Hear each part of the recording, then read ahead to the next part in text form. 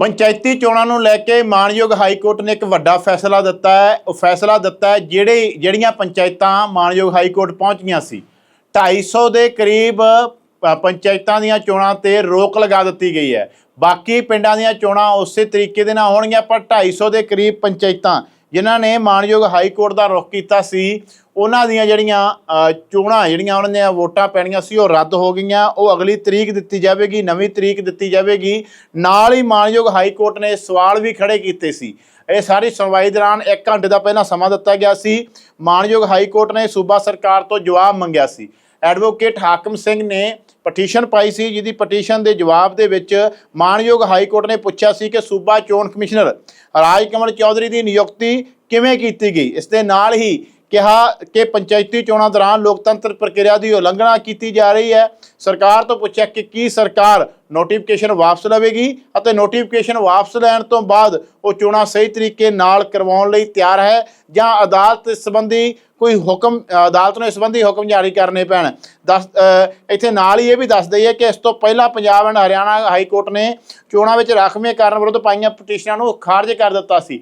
तां माणयोग high court के हुक्मां दे चलदिआं 250 के करीब पंचायतां दीआं चोणां मुलतवी कर दित्तियां गईयां ने, अगे पा दित्तियां गईयां ने। उहदी चोण की तारीख है जिहड़ी बाद च दस्सी जाएगी, पर फिलहाल दे लई 250 पिंडां दी पंचायत की चोण रद्द कर दी गई है। लगातार पंजाब दे विच चर्चा चल रही सी, विरोध चल रही सी। लगातार लोगों के इल्जाम सी कि किसी के कागज रद्द करन दा, किसी नूं चुल्हा टैक्स ना देण दा, किसी नूं NOC ना देण दा, ते किते ये सी कि MLA ने पैसे लैके एक बंदे नूं सरपंच बना दिता ते बाकियां दे कागज रद्द करवा दिते गए। इस तरीके दीयां घटनावां पंजाब दे वख-वख जगह देखण नूं मिलीआं। किते किसी दे गोली मारी गई, किते गिद्दड़बाहा दे विच चोण निशान देण तो बाद 29 के करीब पंचायतां दे कागज रद्द कर दिते गए। किते जैतों दे विच लोकां नूं पानी वालीआं टैंकियां ते चढ़ के कागज भरने पे ते बाद दे विच कागज मुड़ तो रद्द कर दिते गए ते धरना देना पिया। किते कोटकपुरा कुलतार सिंह संधवां दी कोठी अगे टावर ते नौजवान चढ़िया। तां पंजाब पूरे पंजाब दे विच फिरोजपुर अबोर ਜਾਂ कह लीए बरनाला जिथे जिथे भी जिहड़ी है वोटां पै रही सी उत्थे कोई ना कोई रौला जरूर पिया। तो इन्हां रौलिਆਂ ਦੇ चलदिआं 250 के करीब पंचायतां जिन्हां ने माणयोग हाई कोर्ट का रुख किया सी उन्हां दीआं चोणां रद्द कर दित्तियां गईआं। बाकी चोणां नियमित तरीक के उत्ते पैणगीआं। तां पंजाब सरकार इहदे विच घिरदी नज़र आई। पंजाब दे विधायक इहदे विच घिरदे नज़र आए। विधायकां दे उपर पैसे लैण दे इल्जाम लगे, किसी ते 30 लाख, किसी ते 25 लाख, किसी ते 15 लाख, किसी ते 11 लाख, एक एक पिंड तो इस तरीके दे नाल पैसे लैण दे इल्जाम लगे। तां इल्जामां दे चलदिआं इन्हां सारियां चीज़ां दे चलदिआं जिन्हां पिंडां दे कागज रद्द होए सी उन्हां दे विचों कुछ लोग जिहड़े है वो माणयोग हाई कोर्ट पहुंचे। तां माणयोग हाई कोर्ट ने इस सारी प्रक्रिया नूं बड़े सीरीयस लैंदे हुए क्या कि जिहड़ियां चोणां हो रही कि वो लोकतंत्रिक प्रक्रिया के राही हो रही। तो इस ते सवाल खड़े होए। सवालों तो बाद जिहड़ा हुण माणयोग हाई कोर्ट का फैसला आया कि 250 के करीब पंचायतां दीयां चोणां रद्द कर दित्तियां गईआं। एक चर्चा लोकां 'च है कि सारियां चोणां रद्द होईआं, नहीं, सारियां चोणां नहीं रद्द होईआं, सिर्फ 250 के करीब पंचायतां दीयां चोणां रद्द होईआं। तां जिहड़ियां भी ये पंचायतां दीयां चोणां रद्द होईआं उन्हां दी लिस्ट जल्दी जनतक होवेगी, क्योंकि माणयोग हाई कोर्ट के वकील साहबान जिन्हां ने पटीशन पाई सी उस संबंधी जानकारी भी देणगे कि किहड़े-किहड़े पिंडां दीयां चोणां रद्द होईआं। पर 250 के करीब पंचायती चोणां रद्द होईआं। Punjab and Haryana high court का यह फैसला जिहड़ा है वो हुणे सामने आया है। पंचायती चोणां नूं लैके माणयोग हाई कोर्ट ने एक वड्डा फैसला दिता है। वह फैसला दिता है ਜਿਹੜੀਆਂ पंचायतां माणयोग हाई कोर्ट पहुँच गईयां सी 250 के करीब पंचायतां दीआं चोणां ते रोक लगा दी गई है। बाकी पिंडां दीआं चोणां उस तरीके दे नाल होणगीआं, पर 250 के करीब पंचायतां जिन्हां ने माणयोग हाई कोर्ट का रुख किया सी उन्हां दीआं जिहड़ियां चोणां जिहड़ियां उन्हां दीआं वोटां पैणीआं सी वो रद्द हो गईआं। वो अगली तरीक दी जाएगी, नवीं तरीक दी जाएगी। नाल ही माणयोग हाई कोर्ट ने सवाल भी खड़े किए सी। ये सारी सुनवाई दौरान 1 घंटे का पहला समा दिता गया सी। माणयोग हाई कोर्ट ने सूबा सरकार तो जवाब मंगया सी। एडवोकेट हाकम सिंह ने पटीशन पाई सी, जिहदी पटीशन के जवाब दे विच माणयोग हाई कोर्ट ने पूछा सी कि सूबा चोण कमिश्नर राजकमल चौधरी की नियुक्ति किवें कीती गई। इस दे नाल ही ਕਿਹਾ ਕਿ ਪੰਚਾਇਤੀ ਚੋਣਾਂ ਦੌਰਾਨ ਲੋਕਤੰਤਰ ਪ੍ਰਕਿਰਿਆ ਦੀ ਉਲੰਘਣਾ ਕੀਤੀ ਜਾ ਰਹੀ ਹੈ। ਸਰਕਾਰ ਤੋਂ ਪੁੱਛਿਆ ਕਿ ਕੀ ਸਰਕਾਰ ਨੋਟੀਫਿਕੇਸ਼ਨ ਵਾਪਸ ਲਵੇਗੀ ਅਤੇ ਨੋਟੀਫਿਕੇਸ਼ਨ ਵਾਪਸ ਲੈਣ ਤੋਂ ਬਾਅਦ ਉਹ ਚੋਣਾਂ ਸਹੀ ਤਰੀਕੇ ਨਾਲ ਕਰਵਾਉਣ ਲਈ ਤਿਆਰ ਹੈ ਜਾਂ ਅਦਾਲਤ ਇਸ ਸੰਬੰਧੀ ਕੋਈ ਹੁਕਮ ਅਦਾਲਤ ਨੂੰ ਇਸ ਸੰਬੰਧੀ ਹੁਕਮ ਜਾਰੀ ਕਰਨੇ ਪੈਣ। ਇੱਥੇ ਨਾਲ ਹੀ ਇਹ ਵੀ ਦੱਸ ਦਈਏ ਕਿ ਇਸ ਤੋਂ ਪਹਿਲਾਂ Punjab and Haryana high court ਨੇ ਚੋਣਾਂ ਵਿੱਚ ਰਾਖਵੇਂਕਰਨ ਵਿਰੁੱਧ ਪਾਈਆਂ ਪਟੀਸ਼ਨਾਂ ਨੂੰ ਖਾਰਜ ਕਰ ਦਿੱਤਾ ਸੀ। ਤਾਂ ਮਾਣਯੋਗ ਹਾਈ ਕੋਰਟ ਦੇ ਹੁਕਮਾਂ ਦੇ ਚੱਲਦਿਆਂ 250 ਦੇ ਕਰੀਬ ਪੰਚਾਇਤਾਂ ਦੀਆਂ ਚੋਣਾਂ ਮੁਲਤਵੀ ਕਰ ਦਿੱਤੀਆਂ ਗਈਆਂ ਨੇ, ਅੱਗੇ ਪਾ ਦਿੱਤੀਆਂ ਗਈਆਂ ਨੇ। ਉਹਦੀ ਚੋਣ ਦੀ ਤਾਰੀਖ ਹੈ ਜਿਹੜੀ ਉਹ ਬਾਅਦ 'ਚ ਦੱਸੀ ਜਾਵੇਗੀ, ਪਰ ਫਿਲਹਾਲ ਦੇ ਲਈ 250 ਪਿੰਡਾਂ ਦੀ ਪੰਚਾਇਤ ਦੀ ਚੋਣ ਰੱਦ ਕਰ ਦਿੱਤੀ ਗਈ ਹੈ। ਲਗਾਤਾਰ ਪੰਜਾਬ ਦੇ ਵਿੱਚ ਚਰਚਾ ਚੱਲ ਰਹੀ ਸੀ, ਵਿਰੋਧ ਚੱਲ ਰਹੇ ਸੀ। ਲਗਾਤਾਰ ਲੋਕਾਂ ਦੇ ਇਲਜ਼ਾਮ ਸੀ ਕਿ ਕਿਸੇ ਦੇ ਕਾਗਜ਼ ਰੱਦ ਕਰਨ ਦਾ, ਕਿਸੇ ਨੂੰ ਚੁੱਲ੍ਹਾ ਟੈਕਸ ਨਾ ਦੇਣ ਦਾ, ਕਿਸੇ ਨੂੰ NOC ਨਾ ਦੇਣ ਦਾ, ਤੇ ਕਿਤੇ ਇਹ ਸੀ ਕਿ MLA ਨੇ ਪੈਸੇ ਲੈ ਕੇ ਇੱਕ ਬੰਦੇ ਨੂੰ ਸਰਪੰਚ ਬਣਾ ਦਿੱਤਾ ਤੇ ਬਾਕੀਆਂ ਦੇ ਕਾਗਜ਼ ਰੱਦ ਕਰਵਾ ਦਿੱਤੇ ਗਏ। ਇਸ ਤਰੀਕੇ ਦੀਆਂ ਘਟਨਾਵਾਂ ਪੰਜਾਬ ਦੇ ਵੱਖ-ਵੱਖ ਜਗ੍ਹਾ ਦੇਖਣ ਨੂੰ ਮਿਲੀਆਂ। ਕਿਤੇ ਕਿਸੇ ਦੇ ਗੋਲੀ ਮਾਰੀ ਗਈ, ਕਿਤੇ ਗਿੱਦੜਬਾਹਾ ਦੇ ਵਿੱਚ ਚੋਣ ਨਿਸ਼ਾਨ ਦੇਣ ਤੋਂ ਬਾਅਦ 29 ਦੇ ਕਰੀਬ ਪੰਚਾਇਤਾਂ ਦੇ ਕਾਗਜ਼ ਰੱਦ ਕਰ ਦਿੱਤੇ ਗਏ। ਕਿਤੇ ਜੈਤੋ ਦੇ ਵਿੱਚ ਲੋਕਾਂ ਨੂੰ ਪਾਣੀ ਵਾਲੀਆਂ ਟੈਂਕੀਆਂ ਤੇ ਚੜ੍ਹ ਕੇ ਕਾਗਜ਼ ਭਰਨੇ ਪਏ ਤੇ ਬਾਅਦ ਦੇ ਵਿੱਚ ਕਾਗਜ਼ ਮੁੜ ਤੋਂ ਰੱਦ ਕਰ ਦਿੱਤੇ ਗਏ ਤੇ ਧਰਨਾ ਦੇਣਾ ਪਿਆ। ਕਿਤੇ ਕੋਟਕਪੂਰਾ ਕੁਲਤਾਰ ਸਿੰਘ ਸੰਧਵਾਂ ਦੀ ਕੋਠੀ ਅੱਗੇ ਟਾਵਰ ਤੇ ਨੌਜਵਾਨ ਚੜ੍ਹਿਆ।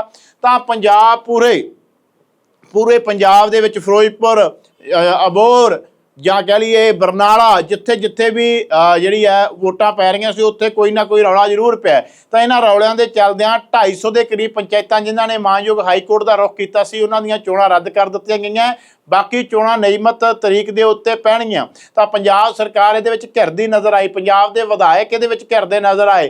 ਵਿਧਾਇਕਾਂ ਦੇ ਉੱਪਰ ਪੈਸੇ ਲੈਣ ਦੇ ਇਲਜ਼ਾਮ ਲੱਗੇ, ਕਿਸੇ ਤੇ 30 ਲੱਖ, ਕਿਸੇ ਤੇ 25 ਲੱਖ, ਕਿਸੇ ਤੇ 15 ਲੱਖ, ਕਿਸੇ ਤੇ 11 ਲੱਖ, ਇੱਕ ਪਿੰਡ ਤੋਂ ਇਸ ਤਰੀਕੇ ਦੇ ਨਾਲ ਪੈਸੇ ਲੈਣ ਦੇ ਇਲਜ਼ਾਮ ਲੱਗੇ। ਤਾਂ ਇਹ ਇਲਜ਼ਾਮਾਂ ਦੇ ਚੱਲਦਿਆਂ, ਇਹਨਾਂ ਸਾਰੀਆਂ ਚੀਜ਼ਾਂ ਦੇ ਚੱਲਦਿਆਂ ਜਿਨ੍ਹਾਂ ਪਿੰਡਾਂ ਦੇ ਕਾਗਜ਼ ਰੱਦ ਹੋਏ ਸੀ ਉਹਨਾਂ ਦੇ ਵਿੱਚੋਂ ਕੁਝ ਲੋਕ ਜਿਹੜੇ ਆ ਉਹ ਮਾਣਯੋਗ ਹਾਈ ਕੋਰਟ ਪਹੁੰਚੇ। ਤਾਂ ਮਾਣਯੋਗ ਹਾਈ ਕੋਰਟ ਨੇ ਇਸ ਸਾਰੀ ਪ੍ਰਕਿਰਿਆ ਨੂੰ ਬੜੇ ਸੀਰੀਅਸ ਲੈਂਦੇ ਹੋਏ ਕਿਹਾ ਕਿ ਜਿਹੜੀਆਂ ਚੋਣਾਂ ਹੋ ਰਹੀਆਂ ਕੀ ਉਹ ਲੋਕਤੰਤਰਿਕ ਪ੍ਰਕਿਰਿਆ ਦੇ ਰਾਹੀਂ ਹੋ ਰਹੀਆਂ। ਤਾਂ ਇਸ 'ਤੇ ਸਵਾਲ ਖੜੇ ਹੋਏ। ਸਵਾਲਾਂ ਤੋਂ ਬਾਅਦ ਜਿਹੜਾ ਹੁਣ ਮਾਣਯੋਗ ਹਾਈ ਕੋਰਟ ਦਾ ਫੈਸਲਾ ਆਇਆ ਕਿ 250 ਦੇ ਕਰੀਬ ਪੰਚਾਇਤਾਂ ਦੀਆਂ ਚੋਣਾਂ ਰੱਦ ਕਰ ਦਿੱਤੀਆਂ ਗਈਆਂ।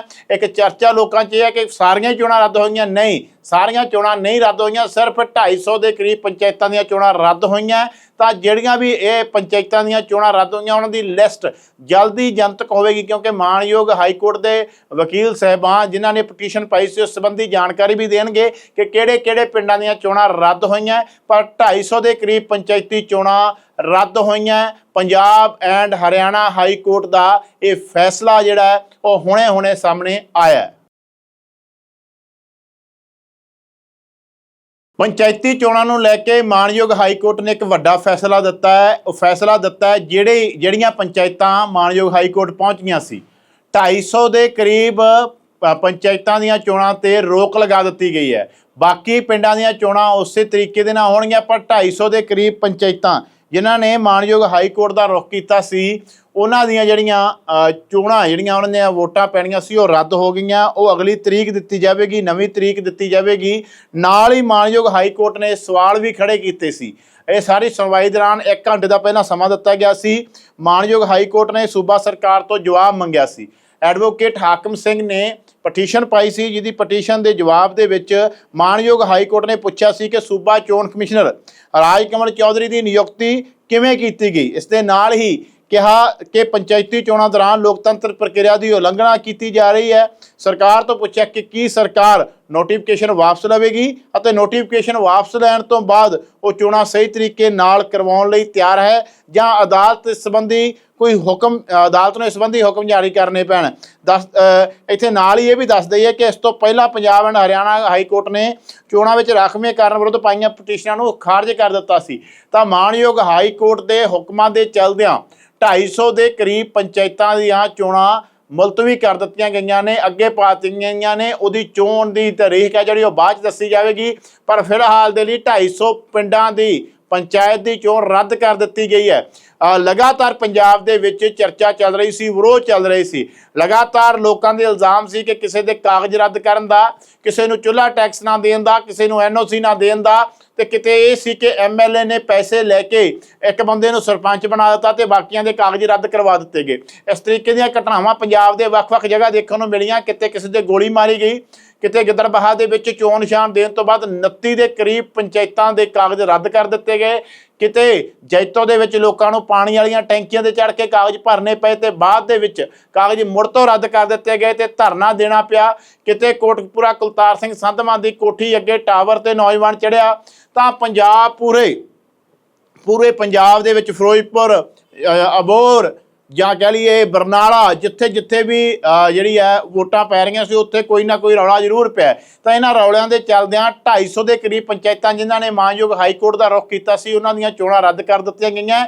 ਬਾਕੀ ਚੋਣਾਂ ਨਿਯਮਤ ਤਰੀਕ ਦੇ ਉੱਤੇ ਪੈਣਗੀਆਂ। ਤਾਂ ਪੰਜਾਬ ਸਰਕਾਰ ਇਹਦੇ ਵਿੱਚ ਘਿਰਦੀ ਨਜ਼ਰ ਆਈ। ਪੰਜਾਬ ਦੇ ਵਿਧਾਇਕ ਇਹਦੇ ਵਿੱਚ ਘਿਰਦੇ ਨਜ਼ਰ ਆਏ। ਵਿਧਾਇਕਾਂ ਦੇ ਉੱਪਰ ਪੈਸੇ ਲੈਣ ਦੇ ਇਲਜ਼ਾਮ ਲੱਗੇ, ਕਿਸੇ ਤੇ 30 ਲੱਖ, ਕਿਸੇ ਤੇ 25 ਲੱਖ, ਕਿਸੇ ਤੇ 15 ਲੱਖ, ਕਿਸੇ ਤੇ 11 ਲੱਖ, ਇੱਕ ਪਿੰਡ ਤੋਂ ਇਸ ਤਰੀਕੇ ਦੇ ਨਾਲ ਪੈਸੇ ਲੈਣ ਦੇ ਇਲਜ਼ਾਮ ਲੱਗੇ। ਤਾਂ ਇਹ ਇਲਜ਼ਾਮਾਂ ਦੇ ਚੱਲਦਿਆਂ, ਇਹਨਾਂ ਸਾਰੀਆਂ ਚੀਜ਼ਾਂ ਦੇ ਚੱਲਦਿਆਂ ਜਿਨ੍ਹਾਂ ਪਿੰਡਾਂ ਦੇ ਕਾਗਜ਼ ਰੱਦ ਹੋਏ ਸੀ ਉਹਨਾਂ ਦੇ ਵਿੱਚੋਂ ਕੁਝ ਲੋਕ ਜਿਹੜੇ ਆ ਉਹ ਮਾਣਯੋਗ ਹਾਈ ਕੋਰਟ ਪਹੁੰਚੇ। ਤਾਂ ਮਾਣਯੋਗ ਹਾਈ ਕੋਰਟ ਨੇ ਇਸ ਸਾਰੀ ਪ੍ਰਕਿਰਿਆ ਨੂੰ ਬੜੇ ਸੀਰੀਅਸ ਲੈਂਦੇ ਹੋਏ ਕਿਹਾ ਕਿ ਜਿਹੜੀਆਂ ਚੋਣਾਂ ਹੋ ਰਹੀਆਂ ਕੀ ਉਹ ਲੋਕਤੰਤਰਿਕ ਪ੍ਰਕਿਰਿਆ ਦੇ ਰਾਹੀਂ ਹੋ ਰਹੀਆਂ। ਤਾਂ ਇਸ ਤੇ ਸਵਾਲ ਖੜੇ ਹੋਏ। ਸਵਾਲਾਂ ਤੋਂ ਬਾਅਦ ਜਿਹੜਾ ਹੁਣ ਮਾਣਯੋਗ ਹਾਈ ਕੋਰਟ ਦਾ ਫੈਸਲਾ ਆਇਆ ਕਿ 250 ਦੇ ਕਰੀਬ ਪੰਚਾਇਤਾਂ ਦੀਆਂ ਚੋਣਾਂ ਰੱਦ ਕਰ ਦਿੱਤੀਆਂ ਗਈਆਂ।